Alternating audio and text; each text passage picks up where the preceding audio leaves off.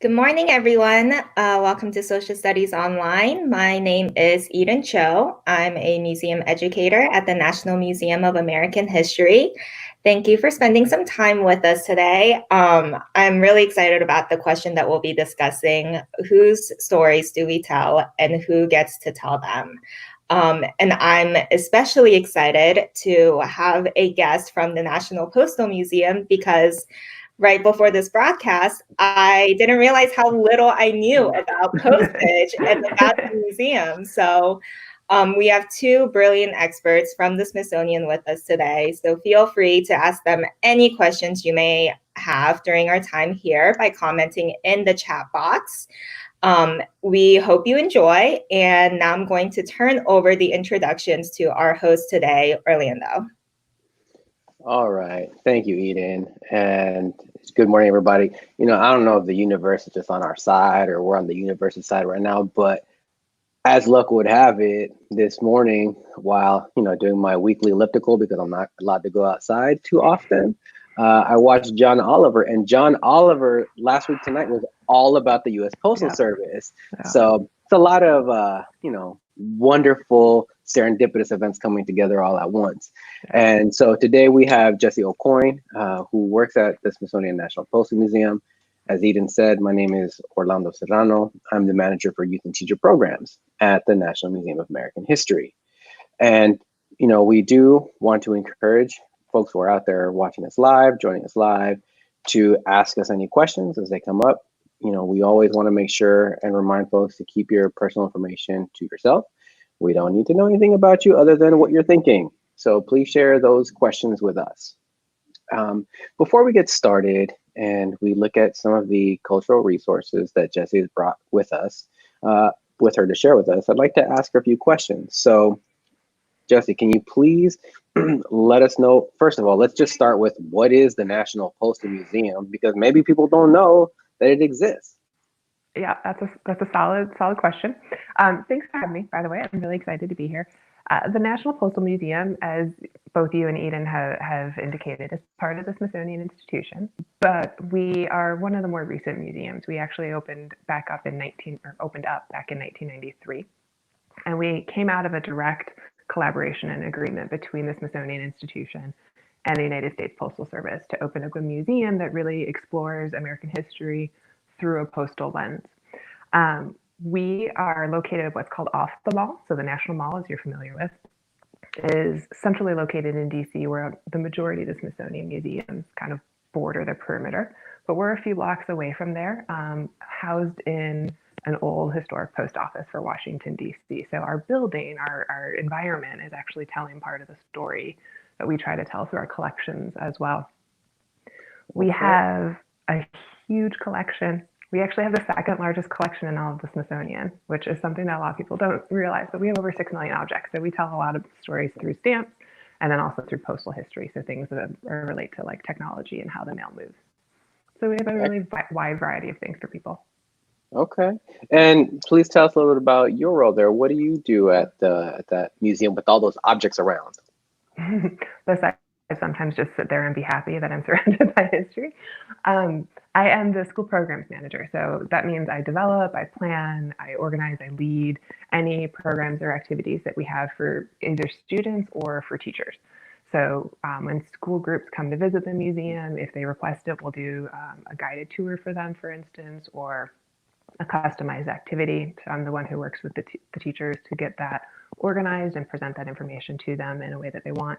I also work a lot with teachers leading classes or workshops for them to kind of continue expanding their knowledge and understanding of American history and postal history so that they can bring it back to their classrooms as well. Okay. Well, thank you for introduction to the museum you work with and some of the work that you do. And before we get started and we jump into our collection, I'd like to ask you one more question. The question we have for today is, whose stories do we tell and who gets to tell them? Mm-hmm. And so if you could please say a few words about how you thought about that question, what some of the thoughts were that you went into framing the different cultural resources that you put into the collection that you're bringing today. What is a through line that you imagine? Yeah, that's a great question. It's it's a challenging question, though, right? Like the overarching idea of whose stories do we tell and who tells them. But it's a story or an answer that we can explore through the collection at the Postal Museum in a way that really speaks well to our strengths and in a way that I don't think a lot of people necessarily really realize. So the post office is an official representative of the United States. And as such, it represents its people, its culture, its history, its government, all of that kind of together.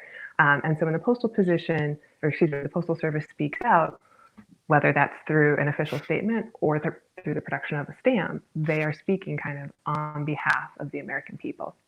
And so it's interesting to me to really examine or look at what stamps are issued and why, because as they release stamps, as they issue these stamps, an official representative, the Postal Service of the American government, has deemed this topic or this individual that they're showcasing as important.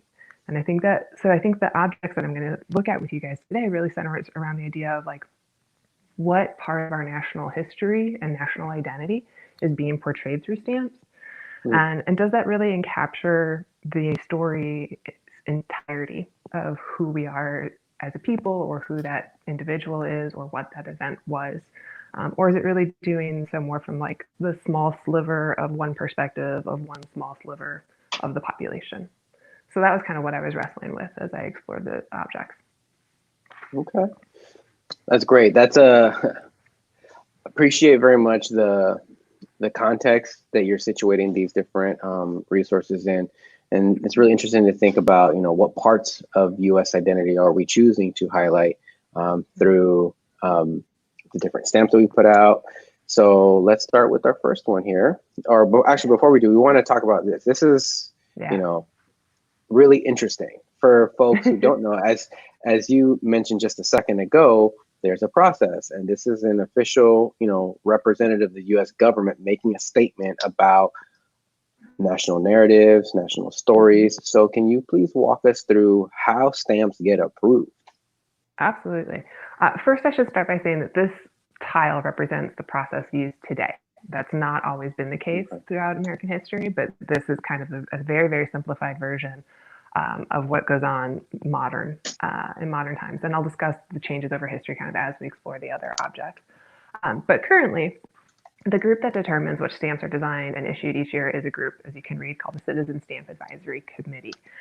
They're known as CSAC colloquially. And they are individuals that are appointed by the Postmaster General, the Postmaster General being the person who oversees the entire Postal Service. And they are selected because of their expertise in a particular area, so history, art, politics, what have you. So they're the experts in their field, if you will. And they get together quarterly to review applications or nominations that people submit of stamps that they think should be issued. They were first established back in 1957 during the administration of a Postmaster General that's kind of now known as one who really wanted to innovate the Postal Service and bring positive change and really move it forward. Generally, it was kind of assumed that by making that change, he took away the power that had once been solely in his office, because prior to the CSAC, it was the Postmaster General who made the decision. So in a weird sense, it's a very egalitarian system because, as I'll talk about a little bit more, anyone can submit ideas, but there's always been this tension between who makes the final decision, whether it be the Postmaster General in history or contemporary, the CSAC. But one of the things that I really want to make sure that we all kind of recognize is that CSAC really takes their job seriously, because each of the stamps that we produce, each of the stamps that we issue, it travels all around the world. And whether you realize it or not, every single person who comes in contact with that envelope that has that stamp in some way, shape, or form takes in the content of the stamp. And so even if only 10% of the people that see it actually stop and really pay attention to it, that's 10%. That's a lot of people that are absorbing the information and the visual representation of our country that's been put forth on this tiny piece of paper. So it's a really unique visual arts medium, in my opinion. So then, all right, so you're going to talk about how folks, anyone can nominate an idea, So I'm really curious about that. How does one become part of the CSAC? Does one apply for this position? Because that's also interesting, right? That you mentioned these are experts in these particular fields. Yeah. How does one get on the actual committee itself? Yeah, that's a question that is, from my perspective, slightly shrouded in mystery. Okay. I think it Okay. is very much, Okay. who, what the name you've made for yourself, who you know. Okay. There are certainly people that have inroads, I would imagine, but it's not, to my understanding, a very clear path forward. You don't get to nominate yourself. It is a hand-appointed position through the Postmaster Okay. General himself. Okay. And the Postmaster General, or him or herself, and the Postmaster General is appointed by the president. So anyone can submit a request for a nomination. And in fact, CSAC gets anywhere from 30 to 50,000 submissions every year. So it's a it's a wide range of people, and therefore people from different backgrounds that can suggest nominations, but it is a very elite group that actually makes the final call. So it's that tension of the masses versus the smaller group that really I find interesting and fascinating. From the 30 to 50,000 nominations that they get every year, they actually only select about 25 stamps to actually issue. So they have a very difficult job. No matter how you get there, that job is not an easy job once you have it. Okay. Now and then, I really appreciate this whole process up front because it is very much about our question for today. Who is telling these stories? Who gets to tell these stories? It's very fascinating, and even just getting on this committee seems to suggest that there are parameters that are constantly being drawn around what counts, who counts, and what things count. And so, I'm really interested in these four criteria at the bottom that says every stamp must be American or American related, historically significant, about a positive contribution to American life, and it must be of widespread national appeal. And a word that I learned this week, thanks to you, philatelist. I am not a philatelist necessarily, but I do like stamps a fair amount, and I really enjoy sending letters and sending postcards and picking out the stamps. And it seems to me very, very disparate, right? On the one hand, so just for an example, two of the stamps that I have right now are, I have a sheet of Marvin Gaye stamps, which I understand on some level, how it meets all this criteria, because beautiful stamp. It's a great stamp, and if you haven't heard his rendition of the national anthem, it's amazing. Go YouTube it, folks out there. But then on the other hand, I have a sheet of T-Rex stamps, and so that's quite a broad range, So can you say a little bit about how those guidelines are followed? Yeah, I mean, again, I'm not on CSAC, so this is my knowledge as I hear and as I research. There comes a point where when you're getting 30 to 50,000 nominations a year, like you have to have some wiggle room. You have to imbue the process with some personal interest or some personal interpretations. So they will often be faced with difficult decisions of selecting between multiple nominations that are all valid and good and strong stories or strong interests to put forth, but they just can't simply put them all out. So in the case of the T-Rex, that might not be inherently American or exclusively American, but certainly they lived in North America. And the role that paleontologists, specifically American paleontologists, have had in their study is hugely important to the world, but also to the United States. So it doesn't necessarily just have to be patriotic or an American icon per se, but some sort of topic that expresses the attributes and the benefits that we've put to society as a whole as well. Okay. Well, folks, we started out with the process of understanding how stamps get approved, what some of the general parameters are, how exclusive, the stamp club actually is. If we get 30 to 50,000 nominations a year and 25 actually get approved and distributed, Let's see some of the ones that have actually made it through that process and have a conversation with Jesse about this. So this website here, I'm going to just open it up for folks to be able to see. This collection, for folks who are out there watching, is going to be available in the comment section of the video itself. So if you'd like to go look at it a little bit later on, see some of these stamps, think about this review process on your own, it'll be there available to you. So we're not going to go through this too much, but this is the context for the next stamp that the first stamp actually that we're going to look at. So this is a resource put together by the National Museum of the American Indian about the Trail of Tears and the story of Cherokee removal. That is the context. That is the backdrop for our first cultural resource. So, Jesse, can you tell us about this, please? Yeah, absolutely. So this stamp is actually not a stamp that went through the nomination and the approval process as put forth through the Citizen Stamp Advisory Committee, because this stamp was issued in 1948, which is pre-CSAC time. But I specifically chose this because I wanted to show kind of what was versus now what is, if you will. And this stamp, you know, the moment you look at it, it kind of catches you and takes your breath away a little bit, because there's a lot to take in on this stamp.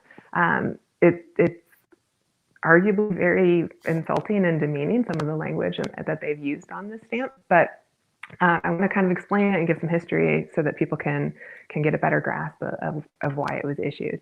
As you can see in the foreground, there are 5 different seals. Each of these seals is the official seal of what at the time was referred to as the 5 civilized Indian tribes. And I say that term with some difficulty, but that is what they used at the time. We're acknowledging the historic context of the stamp. The background shows the outline of the state that is now known as Oklahoma, and has the phrasing of the 5 civilized Indian tribes of Oklahoma at the bottom, with the years 1848 and 1948.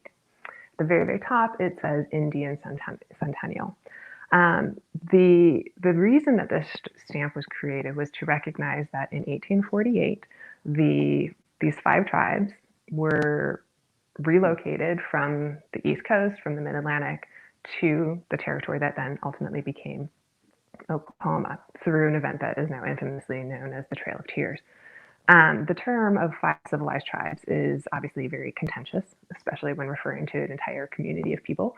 But it's a very ethnocentric term created by white colonists in the 18th and 19th centuries to distinguish the tribes that they felt were more willing to adopt behaviors that the European settlers deemed civilized rather than savage. So things such as Christianity, centralized government, literacy, and intermarriage of the colonists. So this stamp,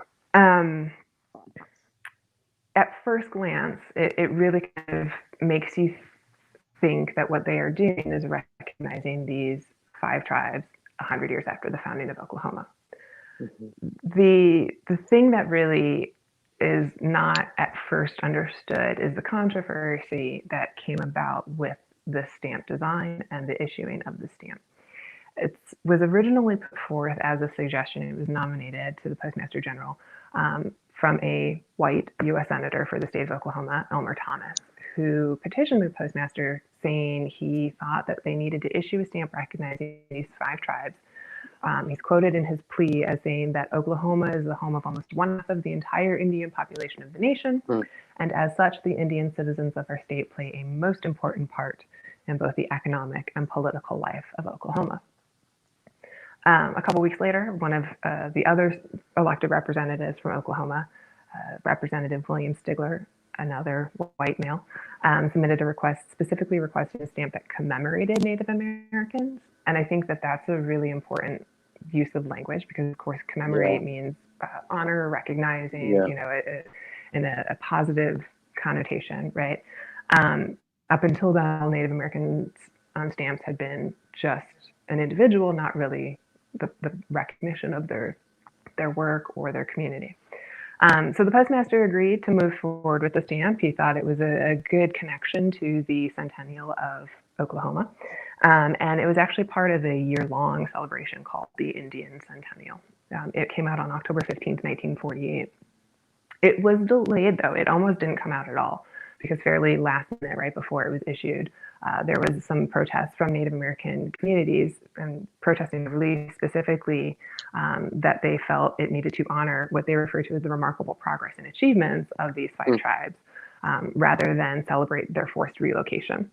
But the acting commissioner of the Bureau of Indian Affairs objected, stating that the stamp was celebrating the role these five tribes had in the establishment of Oklahoma as a state and the contributions that the tribes had in what he called the March of Progress for Oklahoma. So it's an interesting stamp, in my opinion, to look at because the people who, pushed for the creation of it, the people who approved the design, the people who issued it, felt like they were honoring, recognizing, supporting these five Native American tribes, but the language that they use, the context that they frame it in, the fact that they're not really acknowledging why those five tribes are such an important part of Oklahoma history really diminishes a lot of what they thought was the benefits or the positives that they were doing through this stamp. So it's a really interesting juxtaposition within one small, tiny piece of artwork. No, absolutely. And it's really gets at our question for today. Not just whose stories are we telling, because on the one hand, we can say, oh, wow, we've got these indigenous peoples who are being included in a national narrative, but then who's telling the story completely shapes, what that story is and the perspective of it. And as you just pointed out, there's a lot of contention from the folks who were the subject of the story and the folks who were telling the story, and it matters, right, who tells our stories.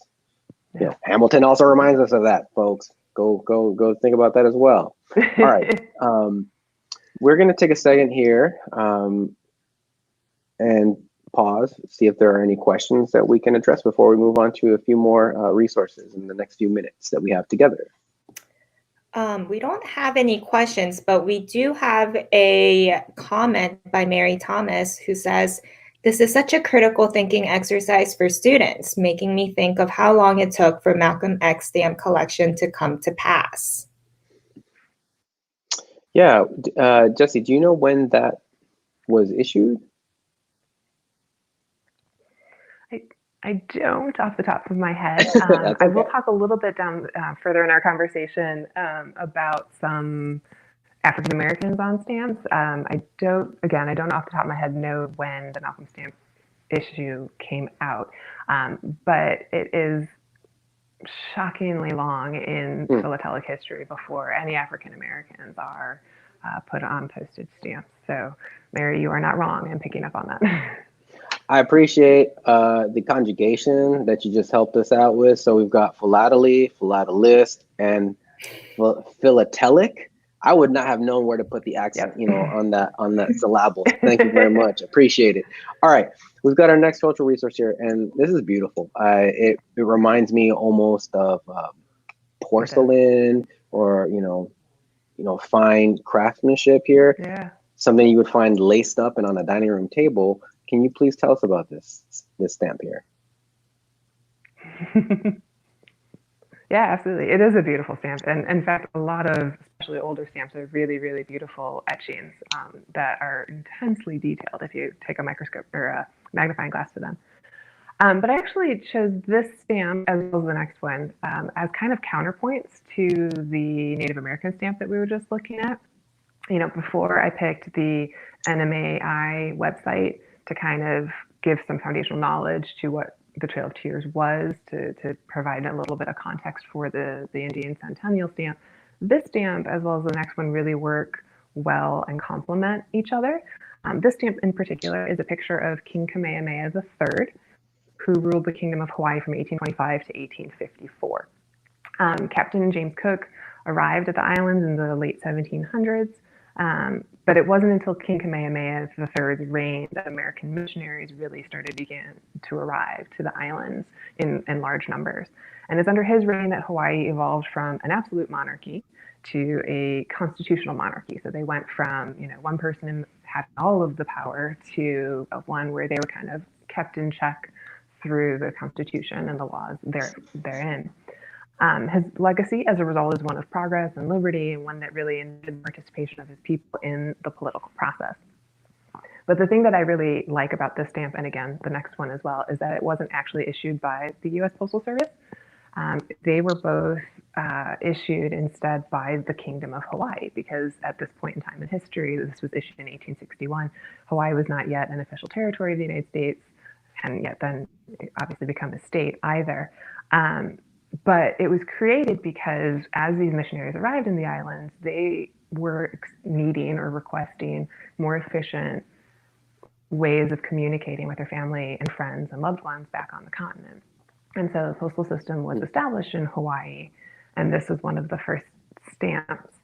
And I really like that the introduction of the postage stamp, in Hawaii came out of the request of, colonialism in a way, but that they represent their national leaders in a very uniquely Hawaiian way. And I say uniquely Hawaiian because if we can go to the next tile, if you don't mind bumping up, you'll see this particular stamp, which is King Kamehameha I, the father of the previous king that we just looked at. Both stamps show kind of the change and the progression in Hawaiian history through the clothing of the king that it's depicting, or that's being portrayed. So in this stamp, King Kamehameha I is wearing, and I'm going to try really hard to get my pronunciation right, he's wearing a kihei, which is a cloak worn over one shoulder, traditional cloak for Hawaiian royalty and nobility. And he's wearing a feather helmet called a mahiole, so that he is showing kind of the Hawaii pre-colonial. And then the King Kamehameha III stamp shows Hawaii as it's developed into a constitutional monarchy and the changes that starts to take place culturally and politically as these missionaries are becoming more prevalent in the island.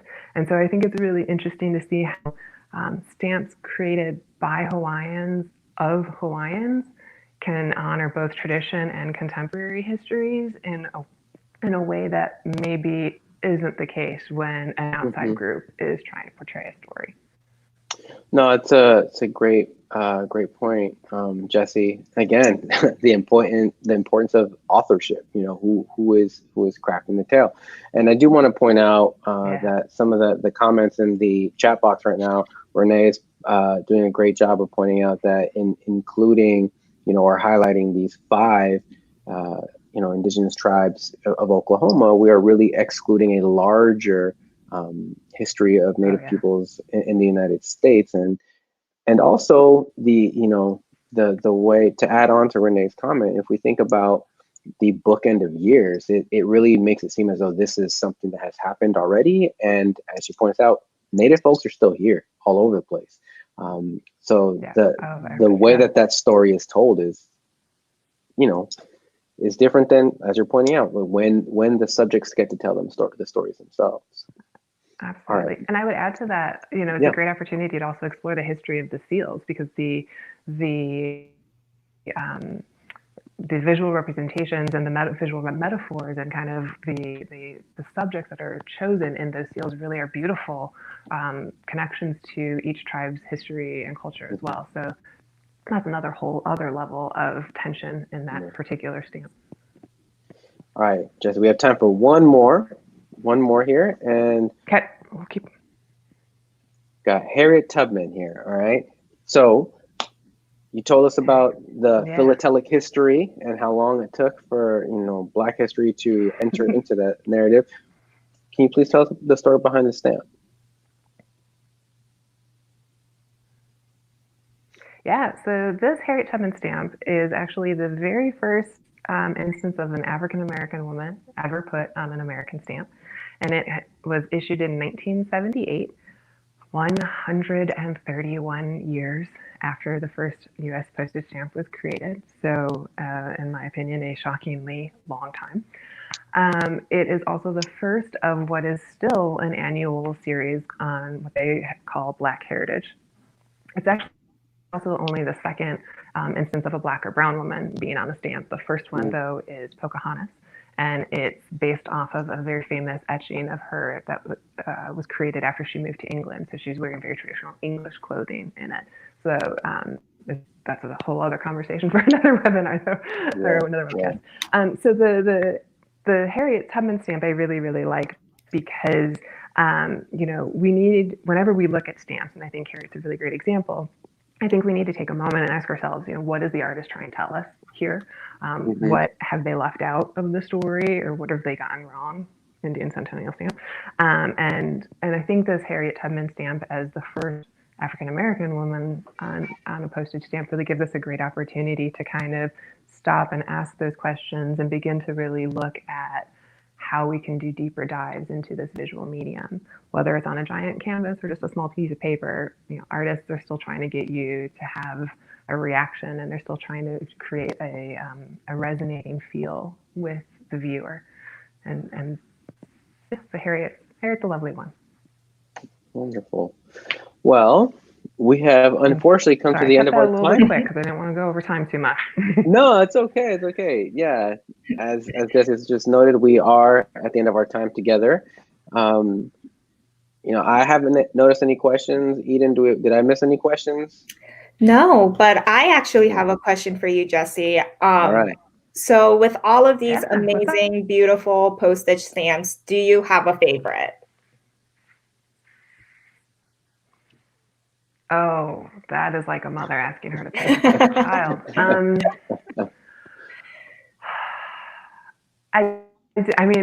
No, I can't pick one. I can't. There's definitely some that are like, I love them because they're so weird and you really wonder how they got selected. And then there are others that I love because of how beautiful they are. There is an ongoing joke at the Postal Museum, especially within the education department, that you may not come in as a stamp collector, but you will leave as a stamp collector because you kind of can't not really learn to love these when you're surrounded by them, and they're so beautiful. So yeah, I don't know if I can pick just one. I do have a very deep love for a series that just came out this past year. Was it this past year? Or was it maybe the year before? I think it was 4 different stamps about magic. I'm not a magician lover, magic lover or magician, just really beautifully designed. So yeah, I have tons though. Yeah, no, I mean, you didn't ask me, Eden, but I'm gonna talk. Like I said, I enjoy stamps also, and I enjoyed that series. And I think it was last year there were some issue during the summer that were scratch and sniff popsicles, and I got a kick out of those. I was like, wait a minute, this is great. So anyhow, there are a lot. Those are scratch and sniff too, right? Yeah. The Marvin Gaye one has been great. There's a Glenn Iffel one that was just released. That was Glenn Iffel one that was just released. That was also great. Just a DC Black history that I thought was pretty great. Anyhow, all right, we are out of time. If you would like to find more resources, if you want to think about this a little bit more, this is the Learning Lab collection address. It's going to be in our comment box. Jesse, thank you very much for joining us. And I do want to give you the opportunity to have the last word. Thank you for having me. Yeah, so can you tell us a little bit about some closing thoughts, reflections on the importance of stories and who gets to tell them?